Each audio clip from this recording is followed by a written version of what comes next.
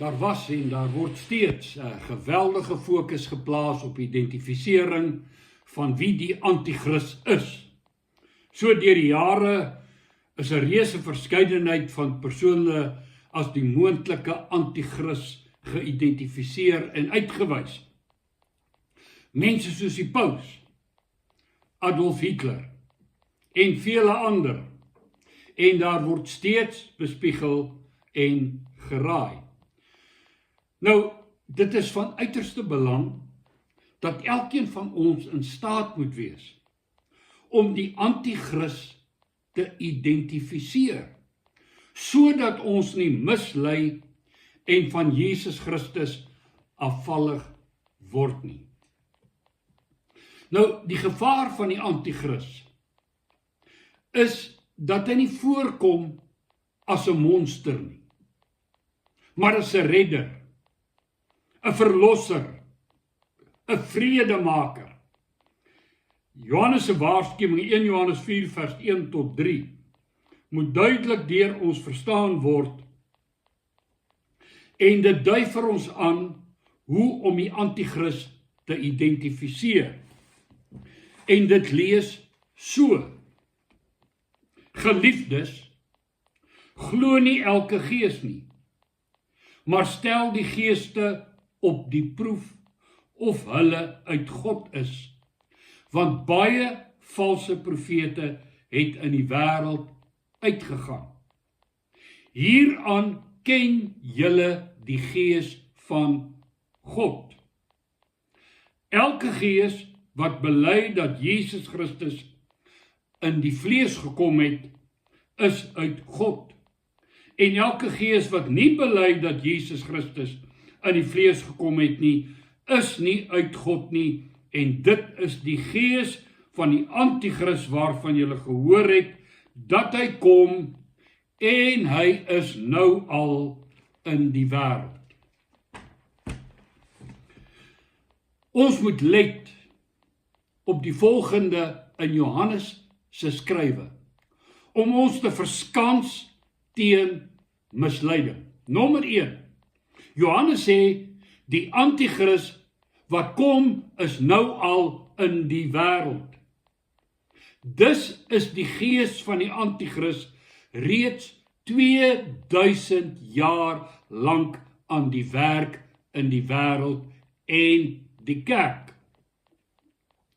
Die persoon of die individu wat as anti-kris gaan verskyn, of die mens van sonde, die seun van die verderf, sy gees is reeds 2000 jaar lank werksaam in die wêreld.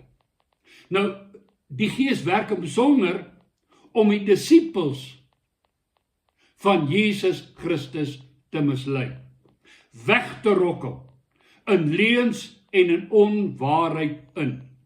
Hy doen hom voor as apostel, profeet, priester, leraar, herder, en dan uiteindelik ook as skepper van wêreldvrede en as Christus en God.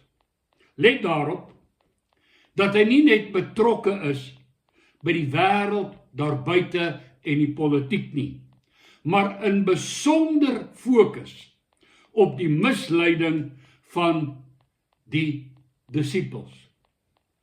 Ons moet let, die anti-kris is in die geleedere van die kerk aan die werk, aan die praat, aan die leer, aan die profeteer en aan verkondiging van dogma. Jesus waarsku Matteus 7:15. Maar pas op vir die valse profete, wat in skaapklere na julle kom en van binne roofsugtige wolwe is. Aan hulle vrugte sal julle hulle ken. Jy en ek moet weet, dat die anti-kris nie daar buite iewers in die verte in die vreemde land aan die rondswerf is en werk in die afgodsdiensgemeenskappe nie. Hy is by en tussen ons en tragies genoeg ook baie maal suksesvol. En daarom moet ons let op Johannes se opdrag.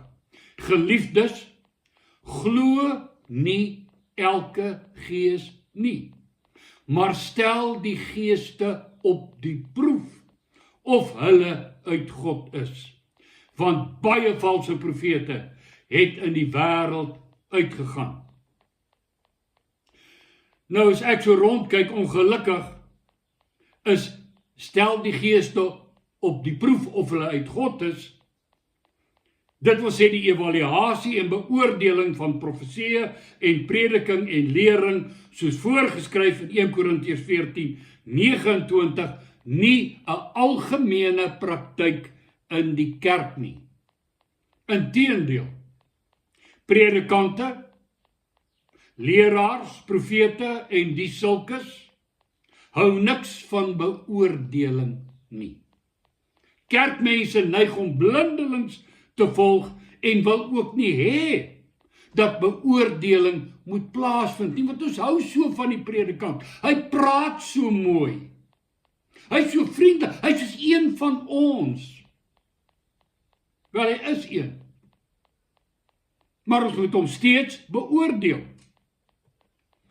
En as ons nie leer om die geeste te beproef nie, om te kyk of hulle uit God of uit die bose is nie, en blindelings agter betiteldes, geleerdes, mooi preke, charismatiese leiers, skynbare wonders, oorgelewerde tradisies en dogmas en leerstellings aanloop, gaan ons totaal mislei word deur die gees van die anti-kris en sy valse profete.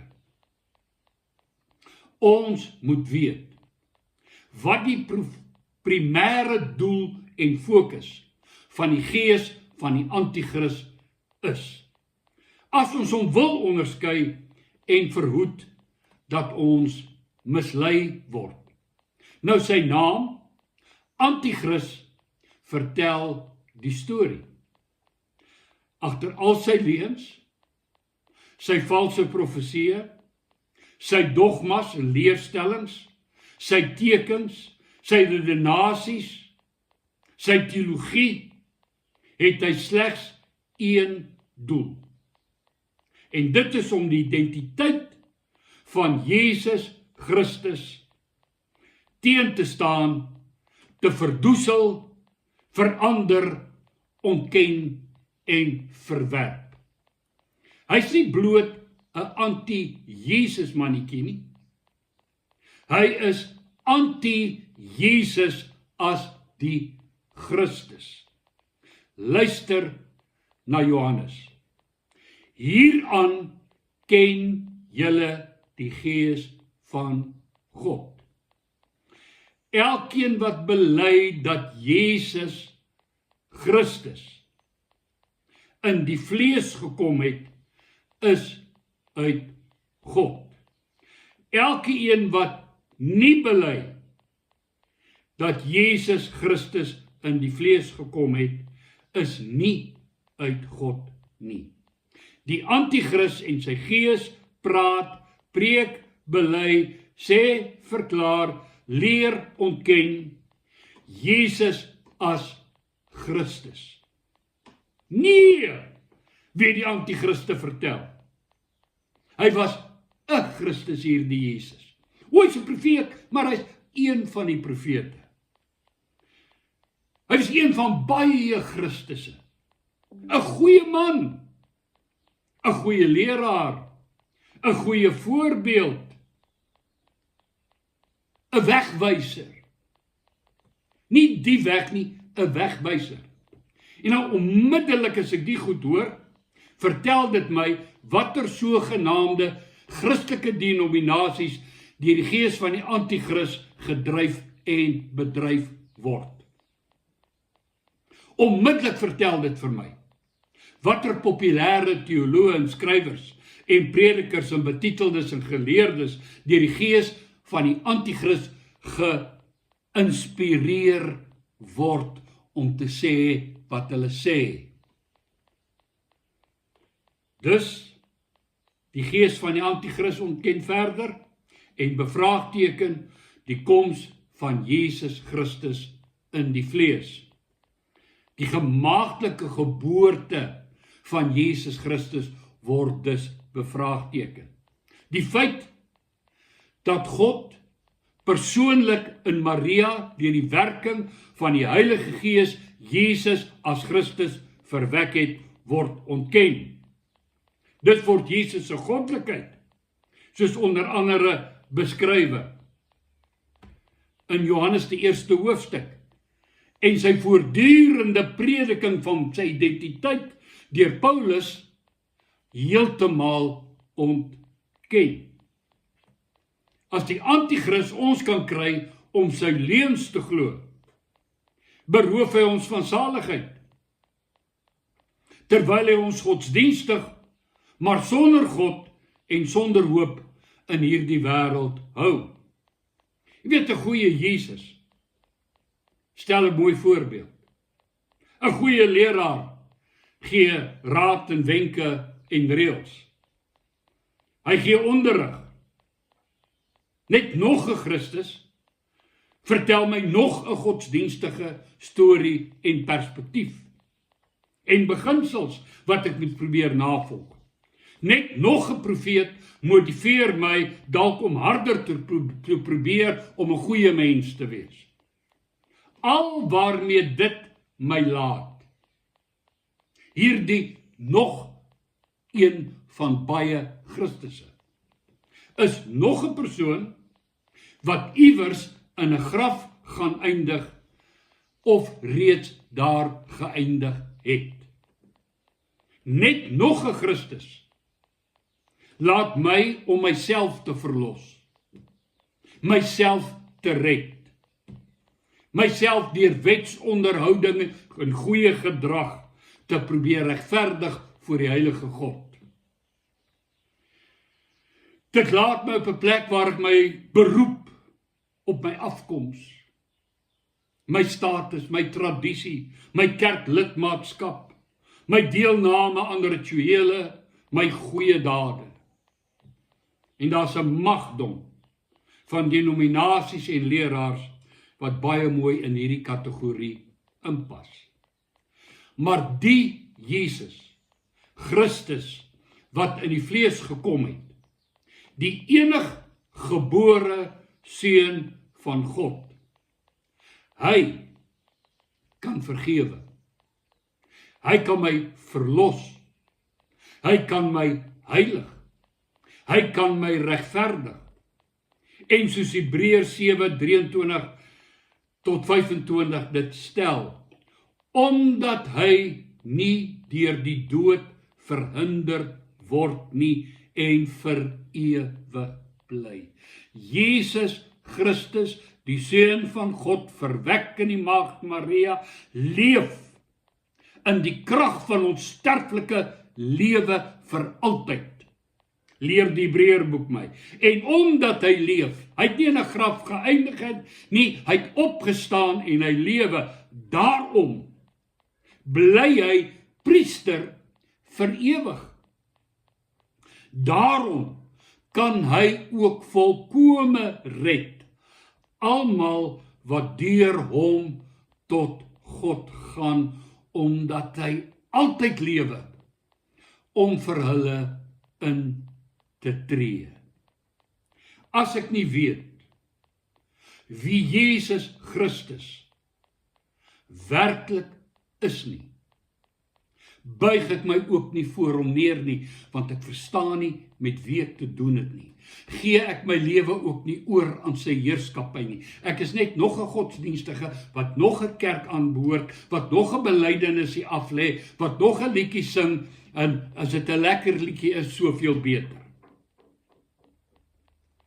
Elkeen behoort te weet wie Jesus regtig is, sodat hulle kan glo en gered en verlos en geheilig en gereinig kan word en hulle roeping in Christus Jesus kan uitleef. En daarom begin ek volgende week met 'n reeks oor die identiteit van Jesus Christus, die eniggebore seun van God. Ek wil vertrou dat soos jy sy identiteit van Genesis tot Openbaring leer ken en verstaan met wie ons te doen het, jy en almal wat my hoor en ek self gaan verdiep in ons geestelike lewe en hom dien en volg met ons hele hart, ons neerbuig in aanbidding voor die koning van die konings, Jesus Christus van Nasaret, die seun van Maria, die maagd. Dankie dat jy na my luister. Mooi loop en seëninge. Amen.